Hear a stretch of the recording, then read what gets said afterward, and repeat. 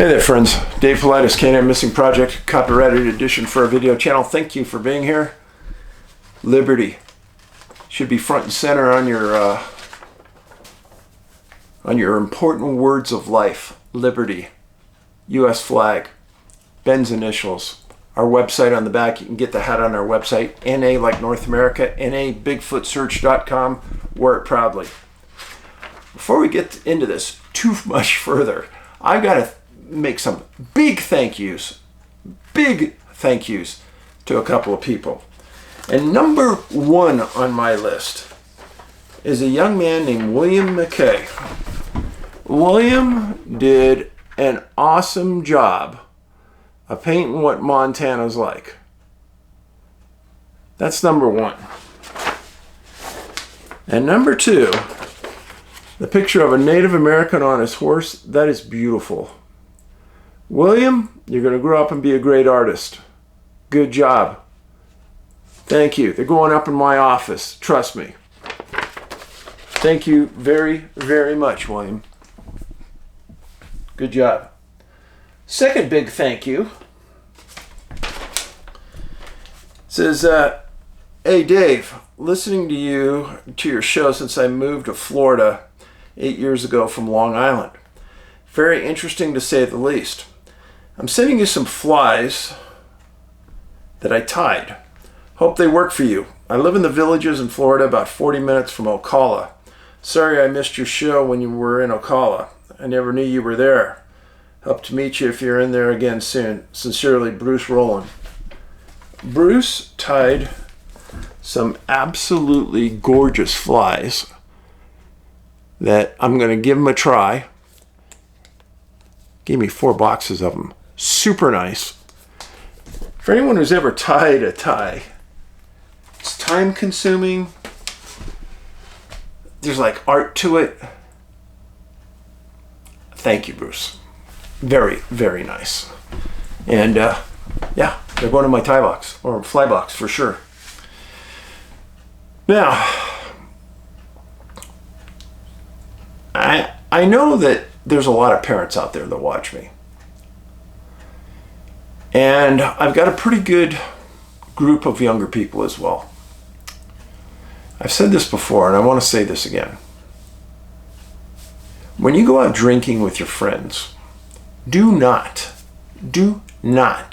leave somebody intoxicated to get home on their own. Do not do that.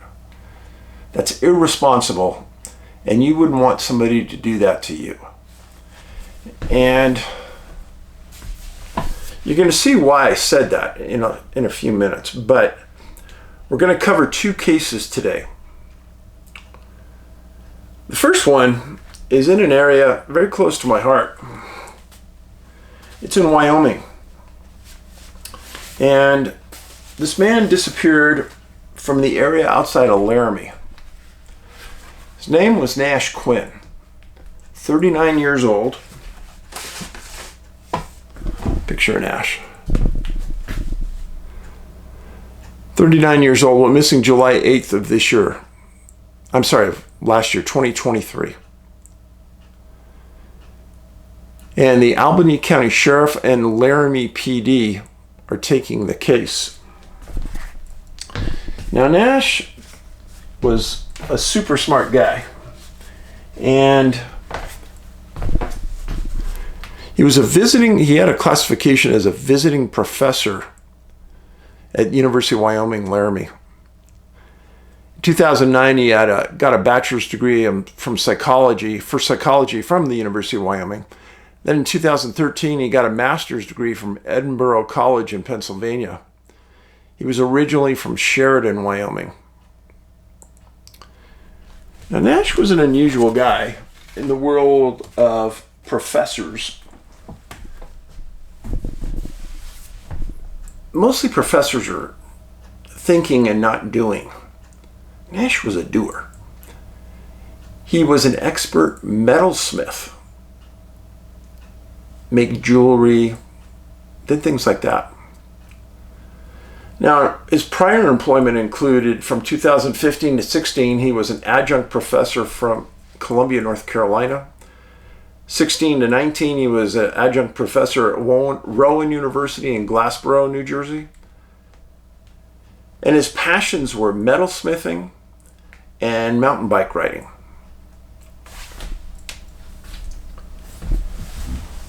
Now, he owned what's called a Ridley steel frame, white colored bike, mountain bike, 29-inch wheels, and a leather seat. That's the bike. Picture of it on one of his rides out in Wyoming. The important thing about this bike is that it had 29-inch wheels and a leather seat. Put that in your memory banks, folks.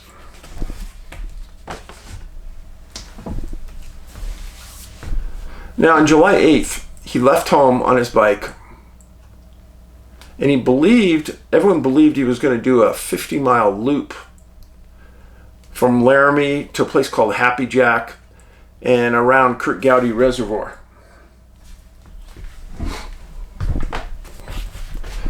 This is where he was living and teaching in Wyoming. Drive down the highway and then do a loop down around Kurt Gowdy, come back around. This is Cheyenne. The dark area right here is Warren Air Force Base. Should ring a bell with you. This entire area should ring a bell with you if you watch Missing 411, the UFO Connection. Now, if you're here, you need to watch that movie. You can watch it for free on Tubi, T-U-B-I, online. Missing 411, the UFO Connection, free to you to watch on Tubi. I placed it there for you to watch. Go watch it. This entire area where they were searching for this man is covered in the movie. Now, on July 8th, he left his home, believed to go on this 50-mile loop ride. Well, there was a delay, and I don't understand it because it really wasn't explained super well about why he was reported missing late. It appears to be several days later that he was reported. Now, Albany County Sheriff and Laramie PD have this case. He went for the ride, he didn't return. Well, obviously, he left from Laramie, but the thought is he disappeared in the sheriff's office jurisdiction. And that area out there, remote, lonely, sometimes not a lot of cars. Well, they eventually put the search into gear, and they put drones up multiple times. And the drones went down into the valleys off the roadway, thinking maybe he crashed off the road, somebody hit him and knocked him in. So this went on for a long time. Drones went way down in there. And the times where drones hit on something unusual, they sent ground pounders, people walking on foot, down to look. And then they had cadaver dogs walk the roadway. I think this is smart, because cadaver dogs can pick up a scent of death miles away. So they went down there and they were looking for something, right? And then they put equestrians, horseback riders, into an area where they thought that there were trails and things that should be checked out. And they did look for that.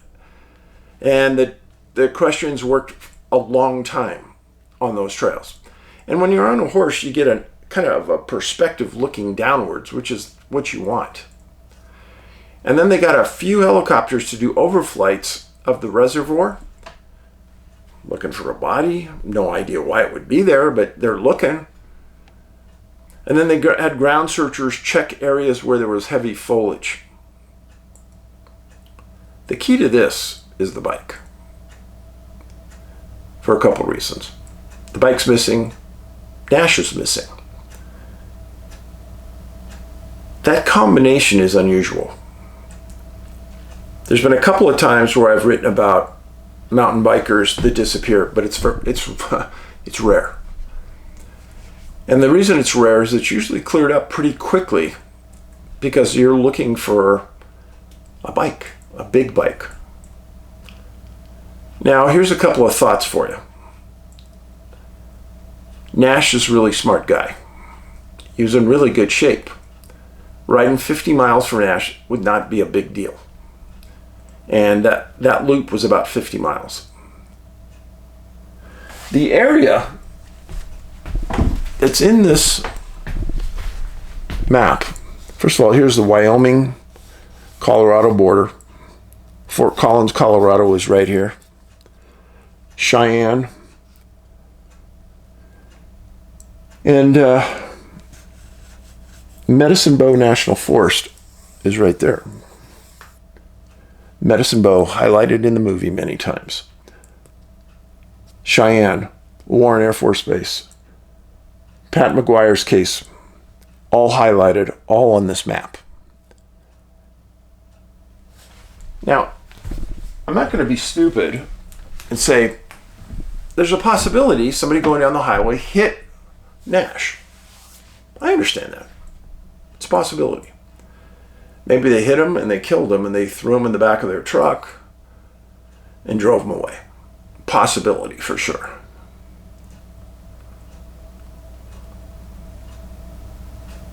Bike is the key. I want everyone to remember what this bike looks like.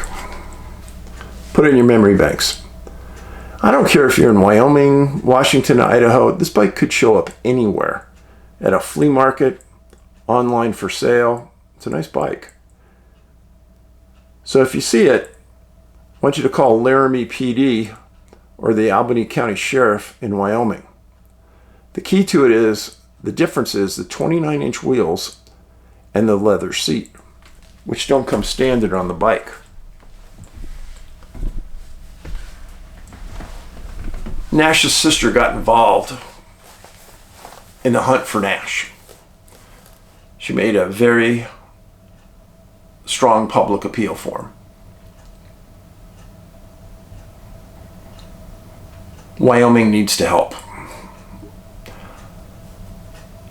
I'm pretty sure, I wasn't there, and there wasn't a lot of coverage of it, just a lot of talk. Pretty sure that the search was comprehensive. The bike may still be somewhere on that loop. I have no idea. But if it's not, somebody has it. And it's a valuable piece, so somebody may be getting rid of it. So pay attention, please. Okay, that was Nash Quinn, adjunct professor, University of Wyoming. The next case. When I first started to read about this, I was pretty stunned that it was another case from that Minneapolis-St. Paul area. Cluster of disappearances that match every one in my book in Missing 411, a sobering coincidence. And I do mean everyone. The case involves a very young man who'd been drinking. The young man's name was Bryve Boca. This is Bryce. 23 years old, missing October 30th, 2022. He was born and raised in Minnesota. He was a preschool teacher. The kids loved Mr. Boca. He had a way with kids. He lived in an apartment in the outskirts of St. Paul. His parents were Troy and Karina. And he had an older brother and sister. He was last seen wearing a tie, a cardigan sweater, black pants, and white sneakers. On October 29th, he and his friends had a long planned night out partying on a party bus, a drinking bus. Now, first of all, when I heard about this, I thought, I like this. Responsibility. They're not going to go out driving and drinking. Let somebody else do the driving. Have fun with a group of people. Way to go. Perfect. Well, October 30th at 2:08 a.m., Bryce and two friends took an Uber from where the party bus ended to a place called 3256 Hill Ridge Drive in Eagan, Minnesota. Now, Bryce lived 2 miles south of this address and was going to walk home. The police later interviewed the Uber driver and said that Bryce was extremely intoxicated when he was in the Uber. Stop point right there. This would get me very mad. Friends, you don't let another friend walk away drunk.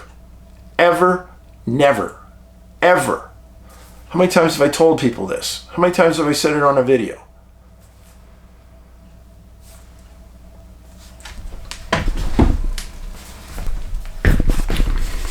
The red dot is where Bryce was dropped off by the Uber. Minneapolis-St. Paul International Airport is over in this area.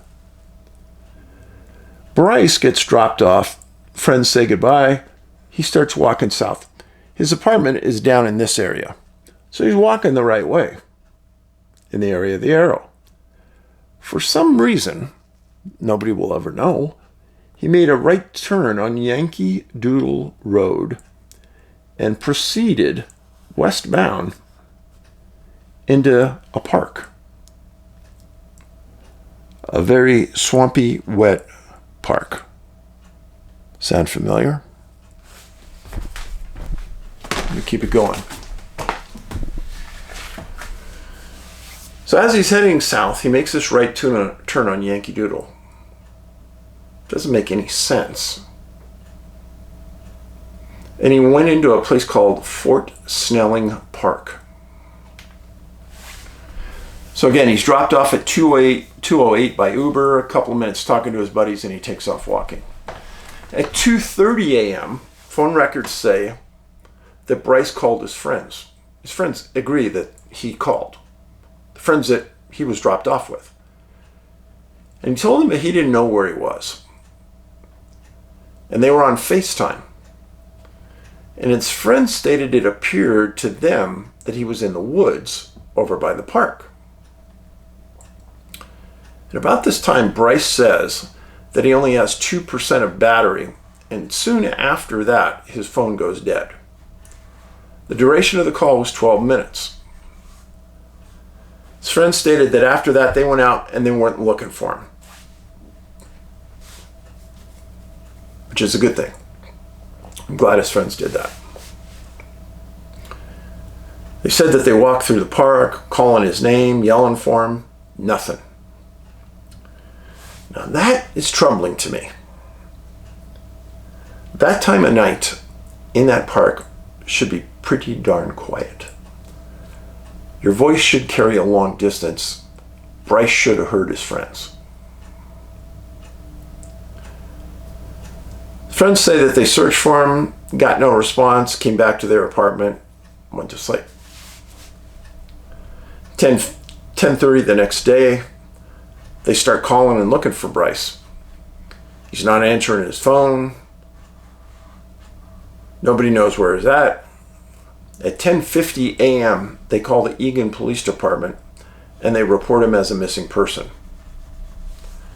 Eagan Police comes out and meets with the men, his friends, and they explain to him what happened. Now, Eagan is essentially a city right next to Minneapolis, St. Paul. It's a good-sized city. Has a lot of water around it. And in Missing 411, A Sobering Coincidence, I talked about this whole area. This area is like really no other area I can find in the U.S. with the number of disappearances that match exactly what's happening as we speak with Bryce. A number of people have called and been on the phone with friends when the phone goes dead and they're never found. That's eerie to me. Well, the Eagan police go with the friends. The friends show him where they think he was. And the police are doing a good job. I got to give Eagan police a big pat on the back. They didn't take this search lightly. In fact, they did a search warrant for Uber records and phone records. And they were able to confirm, based on phone records, that path that Bryce took from his friends down Yankee Doodle and down into the park. Once he entered into this area, it was difficult to determine. But he's in here somewhere.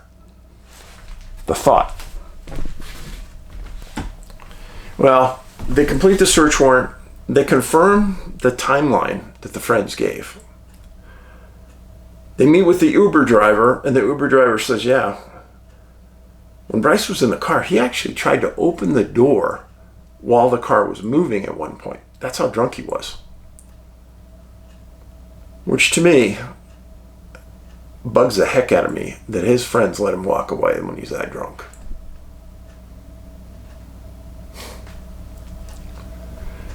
So Eagan police start searching that same day that he's reported missing. And they search into the next day. And they said that 28 different organizations, 15 police agencies, 500 volunteers, multiple canines, all were searching the area around this park.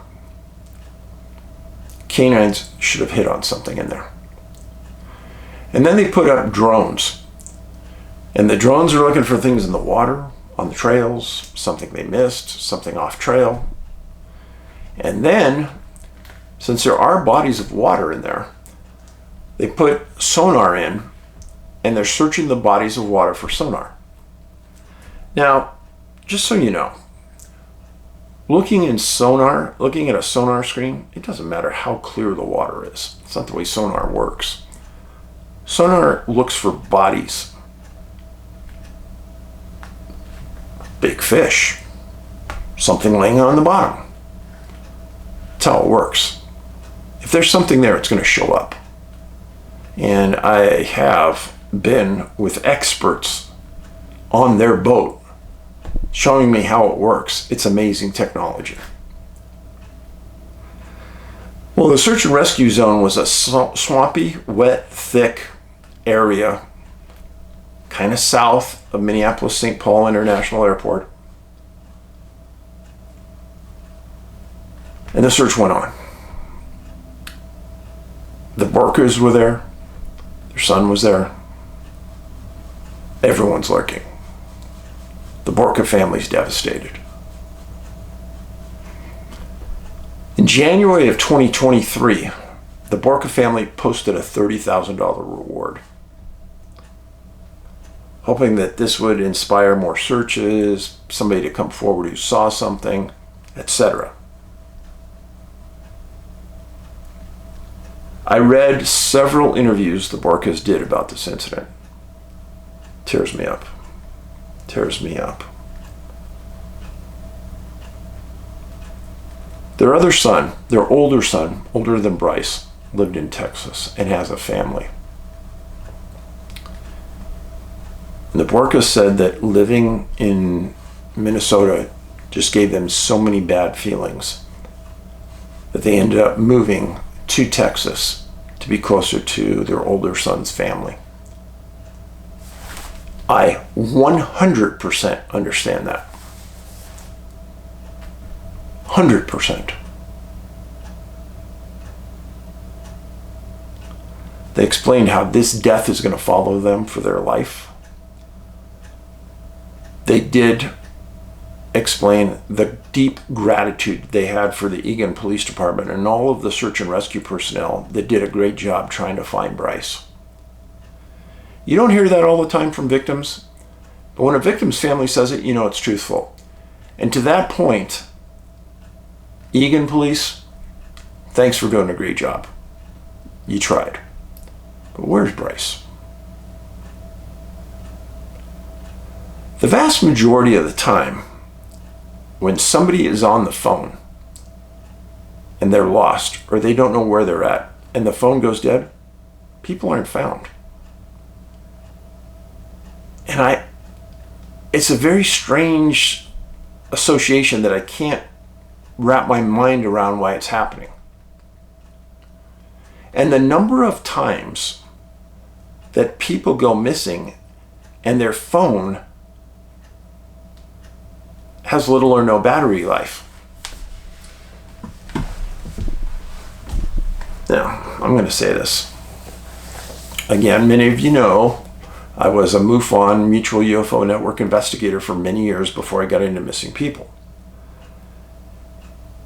Hundreds of times where people saw UFOs, people were in close contact with UFOs or entities. They explained that their phone and other batteries on other devices went dead immediately. It's just a fact. It's just the way it is. So is that what's happening here? I have no idea. But I think it's a coincidence that you really can't walk away from. And are there UFOs in Minnesota? Oh, yes, there's a lot. Around Minneapolis, St. Paul? Oh, yes. And again, it's about water. I've always said this. It's about the water. So 2 men. Call them men. Bryce and Nash were men. Nash Quinn, 39 years old, disappears in the beauty of Wyoming riding a mountain bike. Hasn't been found. Bryve Boca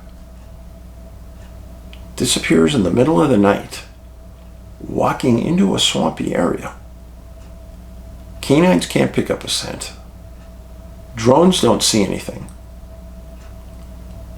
Sonar can't find him. Is he even there, folks? Well, that's the $1 million question.